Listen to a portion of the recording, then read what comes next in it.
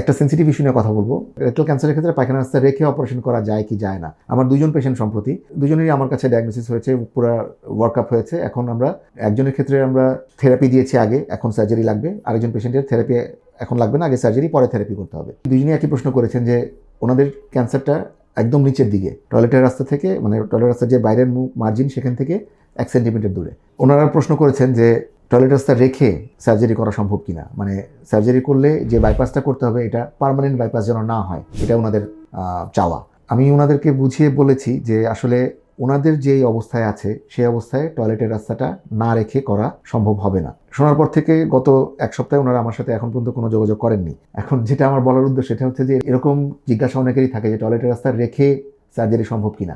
সম্ভব, তবে কিছু শর্ত সাপেক্ষে। কিছু কিছু রোগীর যাদের টিউমারটা টয়লেট রাস্তা থেকে অ্যাটলিস্ট 2-3 সেন্টিমিটার উপরে থাকে, যাদের এটা টয়লেট রাস্তার যে বাইরের একটা মাসেল আছে, এক্সটার্নাল স্ফিংক্টার মাসেল বলে, অথবা আরেকটা মাসেল আছে লেবেটারা নাই, এই মাসেলগুলোকে ইনভলভ করে না, তাদের ক্ষেত্রে টয়লেট রাস্তা রেখে সার্জারি করা সম্ভব। কিন্তু যদি কারো এই জিনিসগুলো ইনভলভ হয়ে যায়, টিউমারটা একদম খুব কাছে চলে আসে টয়লেট রাস্তার বাইরের দিকে, তাদের ক্ষেত্রে এটা রেখে সার্জারি করা সম্ভব হয় না।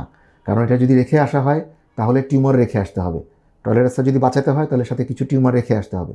টিউমার যদি রেখে আসা হয় সেখান থেকে আবার হবে, এবং এটা সার্জারি ট্রিটমেন্টটাকে কমপ্লিট করবে না। তো পেশেন্টের এটা লাইফ রিস্ক আরও বাড়াবে। পেশেন্টের ভালোর জন্যই, পেশেন্টকে যাতে লাইফ লং করা যায়, দীর্ঘস্থায়ী করা যায়, সেজন্যই আমাদেরকে টয়লেট রাস্তায় অনেক সময় স্যাক্রিফাইস করতে হয়, পেটের পাশে পার্মানেন্ট ব্যাগ করতে হয়। আমাদের ইচ্ছা থাকে টয়লেট রাস্তা রেখে অপারেশন করার, সেটার জন্য আমরা অনেক রকমের থেরাপি অ্যাপ্লাই করি, চেষ্টাও করি, কিন্তু অনেক সময় এটা সম্ভব হয় না।